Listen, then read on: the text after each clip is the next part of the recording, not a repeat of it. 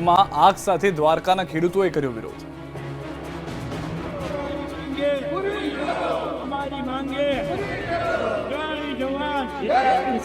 ખેડૂતોની સાથે ટેકાના નામે તરકટ બંધ કરોના એક હાથમાં બેનર, બીજા હાથમાં માટીના બાઉલમાં આગ અને જય જવાન જય કિસાન, અમારી માંગે પૂરી કરોના સૂત્રોચ્ચાર।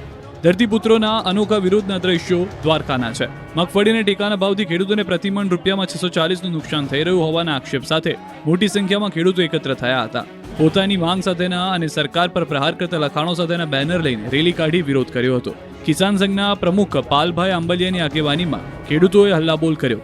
ખેડૂતો સાથે સરકારને આવેદનપત્ર પાઠવ્યું। માંગ કરી કે રજિસ્ટર્ડ દરેક ખેડૂતના ખાતામાં સીધા રૂપિયા 1.35 લાખ જમા કરાવવામાં આવે અથવા દરેક ખેડૂત પાસેથી 300 મણ મગફળીની ખરીદી કરો। તેમનો આક્ષેપ છે કે ટેકાના ભાવ અને ખુલ્લા બજારના ભાવ વચ્ચેનો તફાવત ₹452 છે અને તેનું સીધું વળતર ચૂકવવું જોઈએ।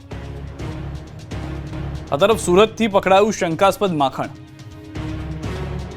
દિવાળીના તહેવાર પહેલા સુરતથી મોટી માત્રામાં શંકાસ્પદ માખણ પકડાયું છે। સુરત શહેર પોલીસ કમિશનરના માર્ગદર્શન હેઠળ શહેર પોલીસ અને સુરત મહાનગરપાલિકાની ટીમોએ ભેળસેળ વિરોધી અભિયાન તેજ કર્યું। આ અભિયાનના ભાગરૂપે સુરત એસઓજીએ ફૂડ સેફ્ટી વિભાગ સાથે સંયુક્ત કાર્યવાહી હાથ ધરી।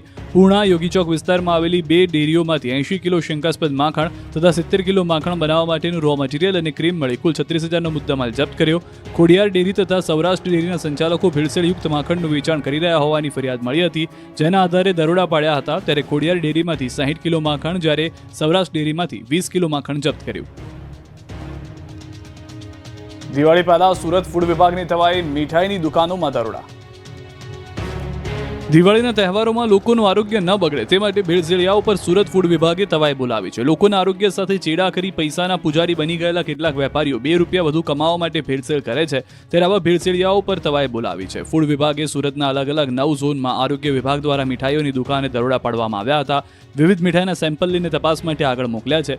મીઠાઈમાં મોટા પ્રમાણમાં ભેળસેળની ફરિયાદ બાદ આરોગ્ય વિભાગે તપાસ કરી સેમ્પલ લઈને પબ્લિક લેબોરેટરી ખાતે તપાસમાં મોકલ્યા, જેને લઈને વેપારીઓમાં ફફડાટ ફેલાયો છે।